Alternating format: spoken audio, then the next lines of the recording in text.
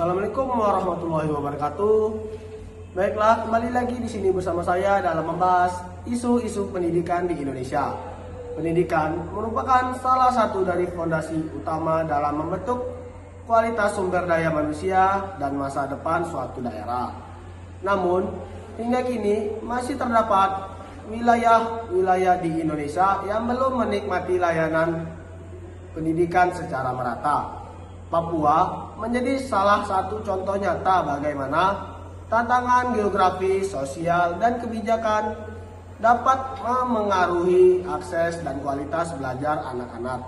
Kondisi di lapangan menunjukkan bahwa masih banyak masalah-masalah mendasar yang perlu menjadi perhatian serius pemerintah dan masyarakat untuk memahami lebih jauh. Penting untuk melihat berbagai persoalan pendidikan yang terjadi di Papua pada tahun 2025 ini. Mulai dari sekolah yang tidak beroperasi hingga minimnya akses menuju pendidikan tinggi.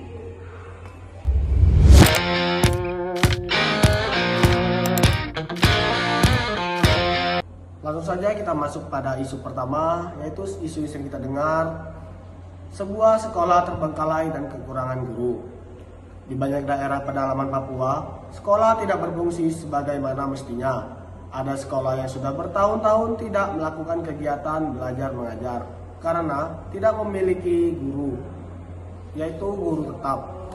Banyak bangunan sekolah rusak, tidak terurus, dan peralatan belajar yang minim. Kekurangan tenaga pendidik ini membuat anak-anak tidak mendapatkan hak pendidikan, bahkan ada yang bertahan dan tidak mendapat melanjutkan ke jenjang berikutnya.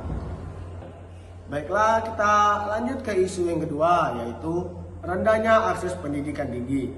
Partisipasi pendidikan tinggi di Papua pada tahun 2025 masih sangat rendah dibandingkan rata-rata nasional. Banyak pemuda tidak bisa melanjutkan kuliah karena keterbatasan biaya dan sulitnya akses menuju kota, serta minimnya infrastruktur kampus di wilayah mereka. Kondisi ini membuat peluang mereka untuk meningkatkan kualitas hidup semakin terbatas dan memperbesar kesenjangan pendidikan dengan daerah lain.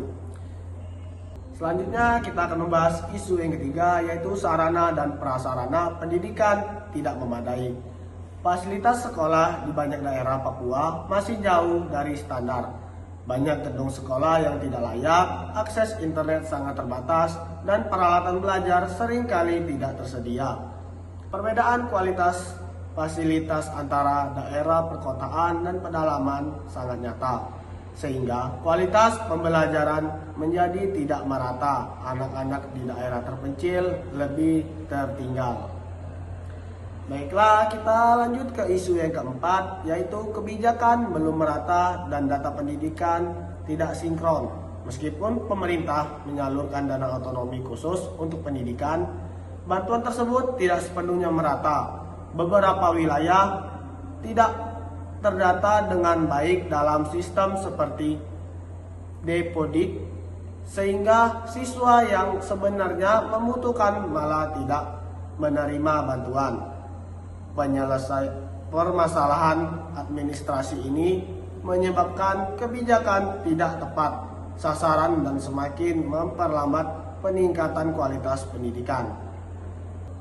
Baiklah, kita lanjut ke isu yang kelima, yaitu gangguan keamanan menghambat proses belajar di beberapa wilayah, khususnya daerah rawan konflik seperti Puncak Jaya. Gangguan keamanan kerap menghentikan kegiatan belajar.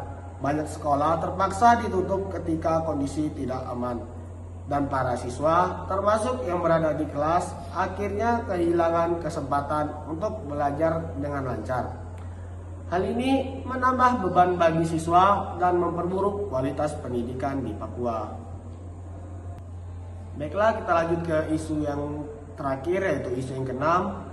Upaya pemerintah ada tetapi belum maksimal. Pemerintah telah meluncurkan berbagai program seperti pendidikan gratis, pendirian sekolah rakyat, digitalisasi pembelajaran, serta meningkatkan kualitas guru.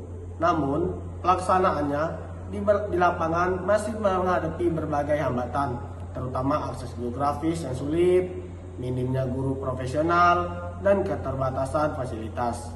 Akibatnya, meskipun ada kemajuan perubahan positif, belum terasa merata di seluruh wilayah Papua.